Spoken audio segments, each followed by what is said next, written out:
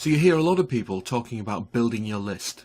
And what they're really talking about there is using an autoresponder to capture names and email addresses of people that you can market to. So let's consider what an autoresponder really is. So an autoresponder is a system that usually resides on the internet somewhere. It might be a service that you subscribe to, it might be a system that you've bought and installed on one of your own domains. What it allows you to do is to find people who want to give you their names and email addresses in exchange for something of value usually. So you may have seen this. People will say to you, sign up for my email list and I'll send you a free 7-part mini-series, or I'll send you a free PDF or a free video, whatever it is. So an autoresponder is a means of capturing these names and email addresses in order that at some point in the future you can actually send out email messages.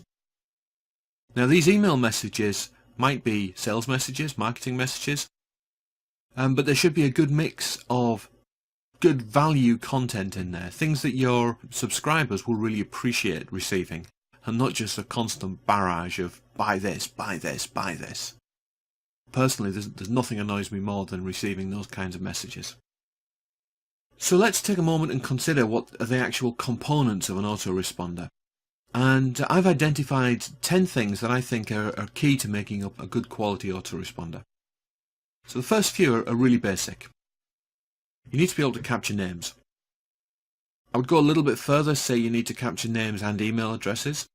Most autoresponders will allow you to capture much more as well, so telephone numbers, mailing addresses, details of where they saw an advert, notes, anything like this. However, I will caution you, the studies have shown that the more information you ask for, the less likelihood is that somebody will subscribe to your list.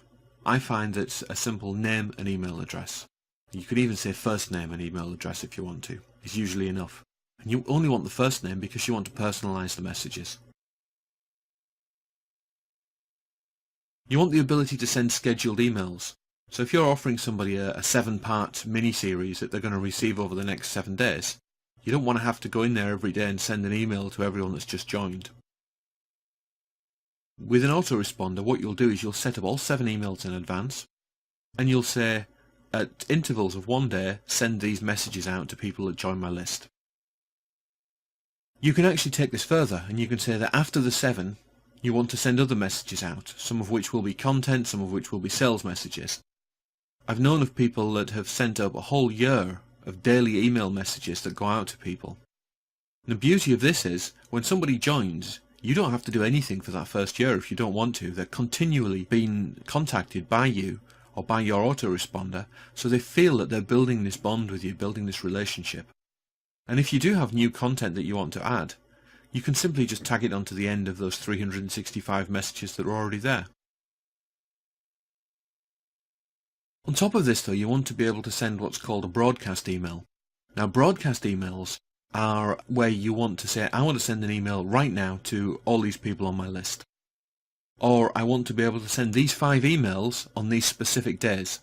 Now these are really useful when you're launching a new product or when you're taking part in somebody else's product launch. So you can sequence all of the emails in advance and you don't need to remember to be there and push the button at the right time of day. I think a good autoresponder needs to be able to link to your blog. If you're subscribed to my list, you'll know that every time I produce new content on my blog, you'll get an email message. And I've noticed a lot of the more well-known people in internet marketing circles are doing this. And the great thing is you're providing content, valuable content, out to your mailing list on a regular basis. I also like it to link to social media. So when any of my broadcast emails or my blog emails go out, it also updates my Twitter. And my Twitter feed also then updates my Facebook and my LinkedIn and my friend feed and my Plaxo. And all of these things are all driven simply by me sending an email out through my autoresponder. Now once you've started sending emails and you're starting to build up a list, you need to be able to track the open rate. So you need to be able to say, okay, if I sent this to 100 people, how many of those 100 opened it? And what can I do to improve the open rate in future emails? So you might want to write a better subject. And the subject, it falls in with any sort of other headline in copywriting terms. So if you can write better subjects or better headlines, you'll get more people to open your emails. However, I will caution you, a lot of people use trickery to open these emails. They'll say, response required, brackets, personal message, John. I hate that. If the subject has nothing to do with the message inside, that's usually a signal for me to unsubscribe from a mailing list. Take that as a word of caution. Alongside this, you want to be able to do link tracking. So you know how many people have opened your email. If you put links in there, you want to know how many people have clicked on those links. And if you've put 3 links in there, has everyone just clicked on the first one and ignored the others? Or is one of the links standing out more than the others? You need to know these things. As you grow your list, you want to be able to segment it. So if you've got a list of 10,000 people and you're not sure which is the best of 3 emails that you've written, what you can do is you can send each of those 3 emails to a segment of maybe 200 random people on your list. Your autoresponder will track who gets which of them. From that you can see which one gets the best open rate, which one gets the best link tracking, and you can also potentially see from these which one achieves the best sales figures. Once you know which of the 3 is the best, you send that one to the rest of the list. You can only do this if you have this list segmenting capability within your autoresponder. Now, on top of the tracking for individual emails, you want to be able to see general reporting. So see how your list is growing over time. See how your open rates are improving over time, how your link tracking is improving over time. And it's really helpful to be able to get that big picture in order to be able to fine-tune your marketing. Now, key to any autoresponder is there must be unsubscribe facilities there. So when you send a message to somebody, they need to be able to click a button which says unsubscribe from this list.